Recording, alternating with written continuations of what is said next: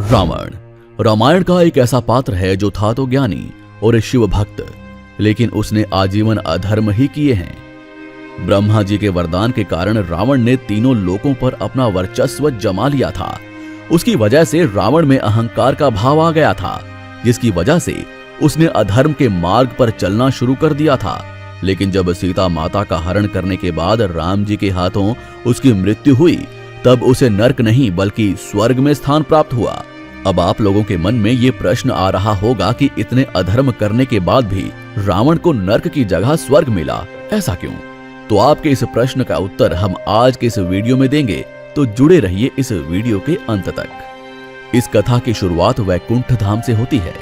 दरअसल रावण पिछले जन्म में भगवान विष्णु का द्वारपाल था, लेकिन एक श्राप के कारण उसका पूरा जीवन बदल गया। भगवान विष्णु के दो द्वारपाल थे, जिनका नाम था जय और विजय, यानी रावण और कुंभकर्ण। एक दिन सनक, सनंदन, सनातन और सनत कुमार नामक 4 ऋषि मुनि भगवान विष्णु के दर्शन के लिए उनके द्वार पर पधारे। और उस समय जय और विजय द्वार पर पहरा देने के लिए खड़े थे, और बिना सोचे द्वारपाल ने चारों ऋषियों को अंदर जाने से मना कर दिया। प्रभु के दर्शनों के लिए मना करने पर चारों ऋषि क्रोध से लाल हो गए, और उन्होंने बिना कुछ सोचे द्वारपाल को श्राप दे दिया कि अब से तुम दोनों राक्षस बन जाओगे। ऐसा श्राप सुनकर जय और विजय घबरा गए और क्षमा याचना करते हुए ऋषियों के चरणों में गिर पड़े। इतने में भगवान विष्णु भी वहां आ गए, और उन्होंने भी ऋषियों से विशेष अनुरोध किया कि उन दोनों को क्षमा कर दें।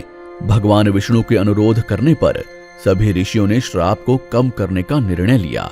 उन्होंने कहा, श्राप तो वापस नहीं लिया जा सकता, लेकिन जय और विजय को सिर्फ 3 जन्मों तक राक्षस के रूप में जन्म लेना पड़ेगा, और तीनों ही जन्म में उन दोनों की मृत्यु श्री हरि के अवतार के हाथों ही होगी। उसके बाद वो दोनों अपने इस स्वरूप में आ जाएंगे।